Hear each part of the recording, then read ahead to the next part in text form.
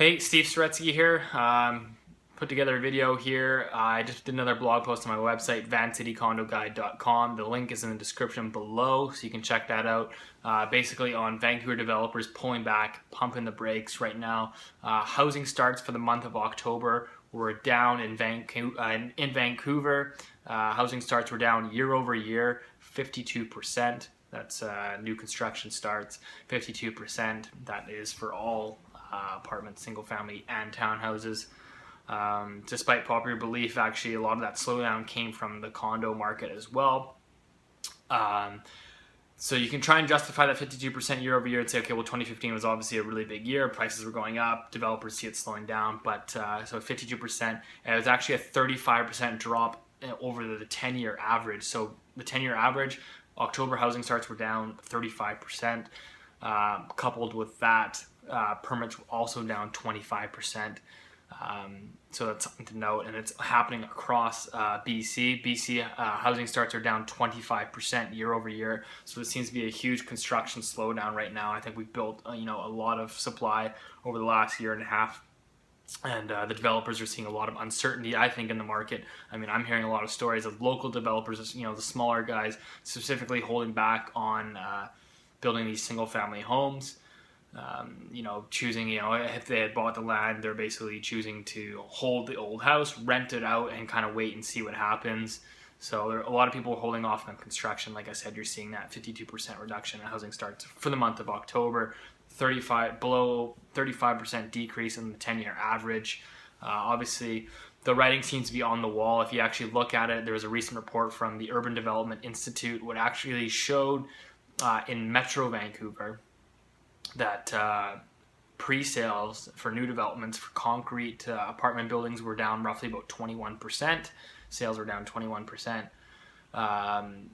Wood frame condos were down 44%, and I believe townhouses are around 20 to 30%, somewhere in that area there.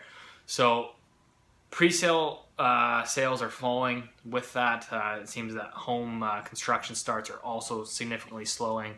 So there's a lot of commotion going on in the development industry. Obviously, that will be, the Canadian economy, and specifically the BC economy, will feel that.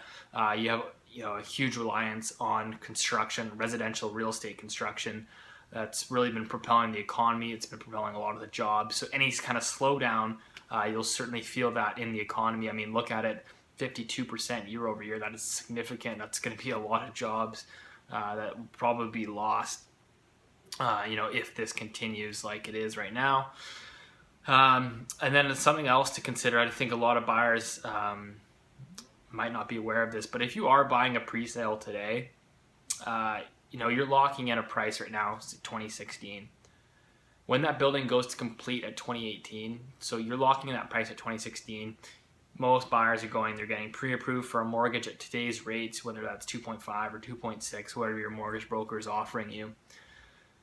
That's based on today's rates and today's value of your purchase. But when you go to complete and when you go to close on that new home that you just bought in, say, 2017 or 2018, you have to go back to your mortgage broker and get approved at the new rate, the new mortgage rate. And, if there's a loss in value in your pre-sale, the bank won't loan you the full amount. So if your condo today you bought for $600, in 2 years, if it's only worth $550, the bank will likely only lend you up to that amount. So that could come out of your own pocket to come up with that extra cash.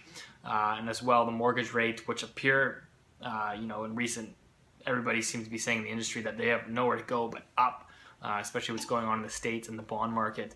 RBC recently last week raised their fixed term mortgage rates by up to 40 basis points.